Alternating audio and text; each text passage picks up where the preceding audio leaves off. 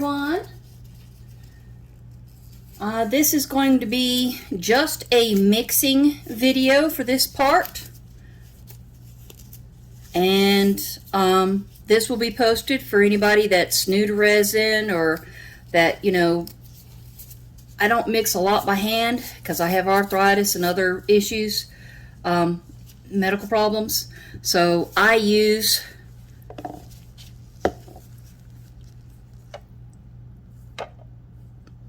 figure out what a camera see. Istoyo electric mixer, goes in 2 different directions. It's very easy to use, and you can see sometimes I've not always cleaned it off immediately, so I've got some cuts and scrapes on it over time from trying to clear the cured resin back off from it. I prefer to try and do my best to clean it off immediately, but this version, not the new version, actually has replaceable pieces to it. So you can get brand new replaceable pieces. Mixer heads. They even have them in other colors.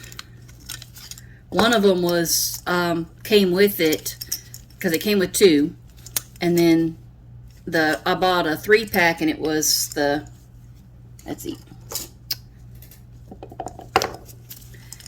this was a 3-pack. The ends match, but the new Istoyo mixer, if I'm pronouncing that right, has a completely different end.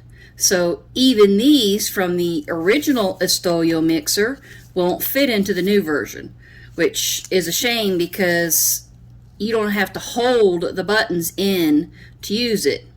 You literally just slide it down or up to change direction, and the center is off. And they're also a little harder to get in and out of the thing. This thing, you literally just set it here, you pull the colander forward, and you push your device back in, check, make sure it's good and locked in. It's not going anywhere. Let me see if I have the other one handy right quick just to show you. Maybe, maybe not. Nope. I guess I moved things around, so I don't have that one in here right now because I wasn't going to use it, because I have, you know, 5 spare pieces once this one becomes, you know, to me, too unusable. But I'm going to continue using it. I've got, well, maybe one little piece of hair that was on there I just pulled off, but everything else that, you know, you see the shiny, that's all dried, cured. It's not coming off from there, even with a knife. And if you dig into it, because these are plastic, you can actually dig into the actual shaft of this, or the paddle mixing pieces. So be very careful if you're trying to go that route.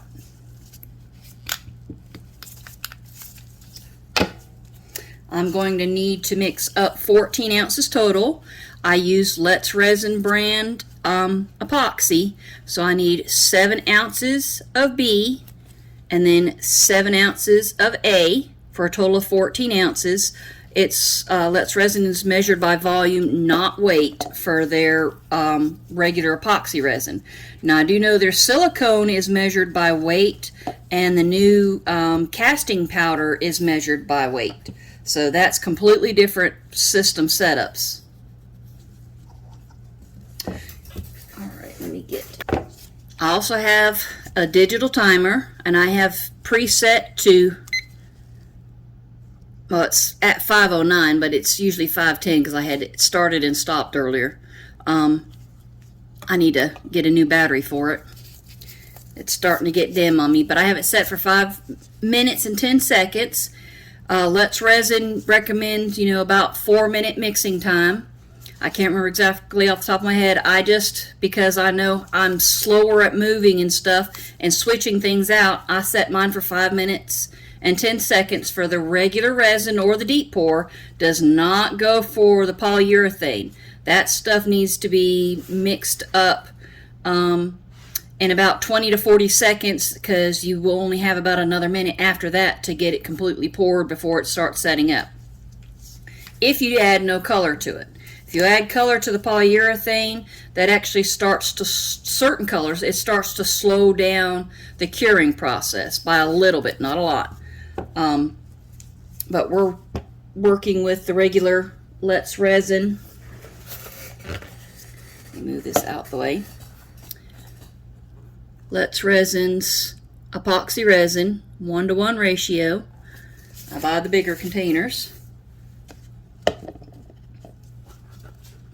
And you need to be at eye level to make sure you are dead on precise with measuring. It doesn't matter if you're measuring 20 milliliters or 20 ounces. You need to make sure you are dead on exact, that your table is level for your workspace. And this whole table actually has leveling feet, and the top is a solid, slightly over an inch deep solid wood top. It was a work table from Home Depot that my husband got me for my birthday last year.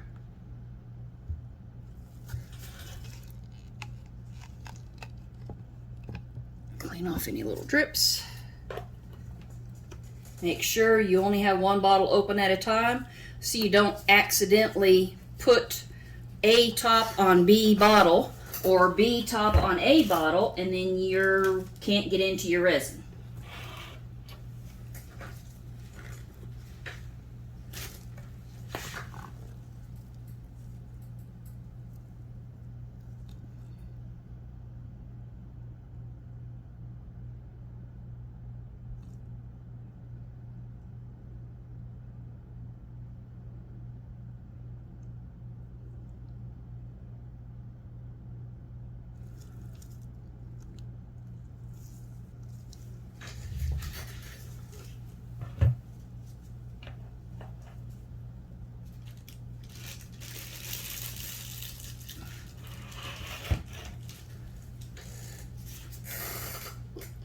I keep hand sanitizer close by to clean my gloves off in case I get any little bit of resin on my gloves, not your skin, just gloves. You don't use alcohol on your skin if you get resin on it. You need to use soap and water to use like paper towels or baby wipes to first get it off initially, and then that way you're not washing resin into your sink. Then you'll use soap and water to make sure you properly clean your skin off. Alright, timer set.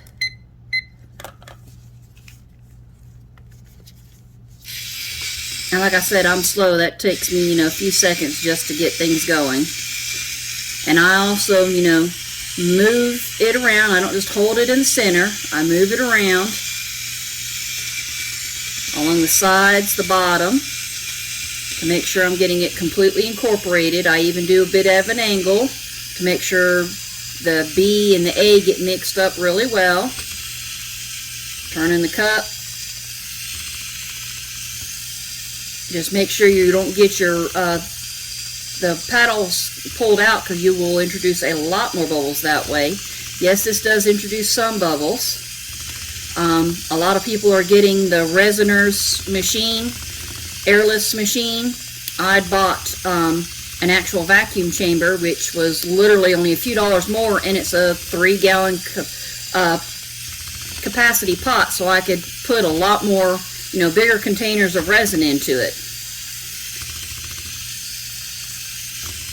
I think the most I've mixed up at once and used in it was probably about 2 quarts. I didn't fill it all the way up, so.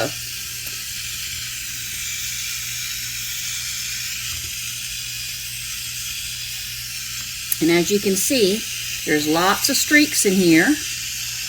That's what you're working to get completely clear, no streaks.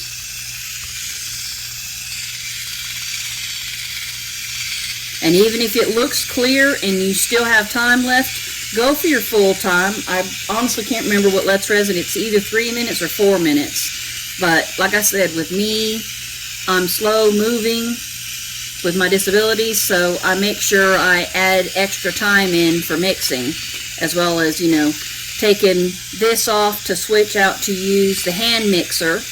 to make sure the sides are properly scraped, better than what I can do with the paddle mixer, and the bottom is too. I also have this set so I can see my timer. It dipped down some, so it was a little harder for me to see. So I can know when to change times, and I've actually just went over a few seconds. So I change directions on the paddle mixer and go the other direction, going around the edges.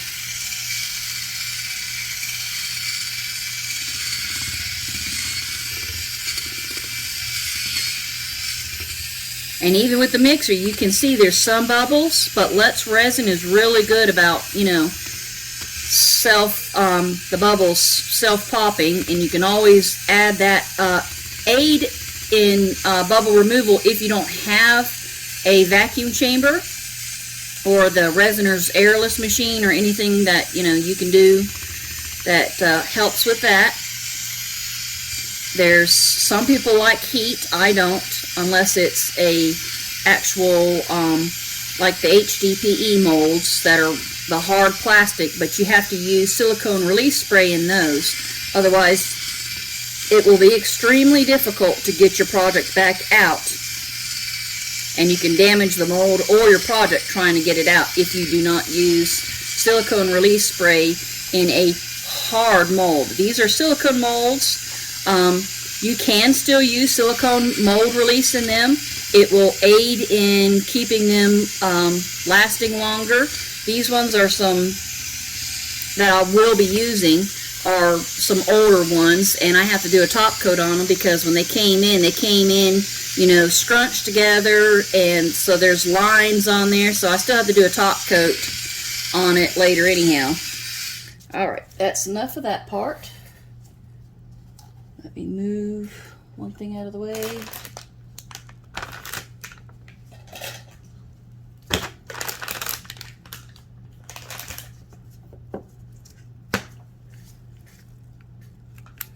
And to release, you literally just pull the colander down, and this pops right on out. Set it out the way, let this drip off a few seconds, and I know my timer is going to go off in about 30 seconds, so I will still continue to mix until I make sure that it is completely mixed.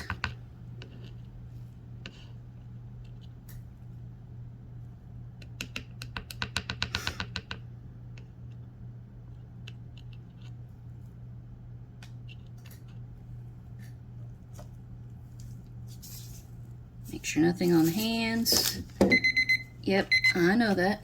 Yeah, I knew you'd go off here in a second. But I don't know if you can see, but there are still streaks, very slightly, in there.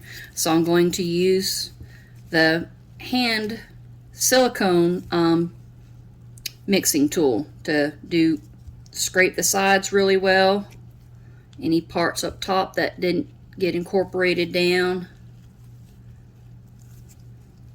And there's some streaks in there, so this is why I do a second time, scraping the bottom, going in multiple directions, scraping the sides,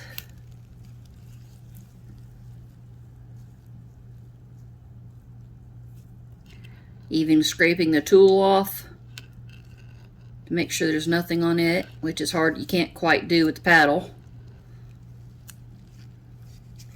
So this is why I always opt to do this afterwards. This way you make sure that you incorporate a really, really good thorough mixing.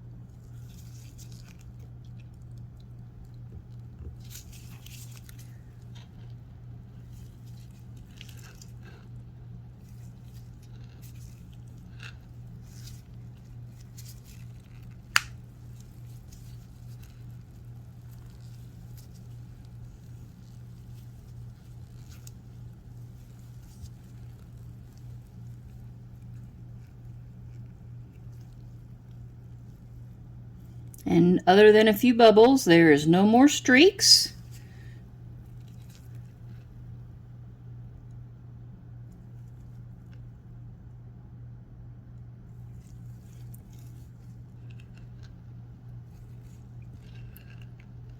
So I'm going to pause this because that's the end part of this part. If there's any other types of information videos that you're interested in learning about, please let me know. I'm glad to help out and, do a tutorial on that part if you're interested. If it's something I have, I'll definitely, get it out and show you.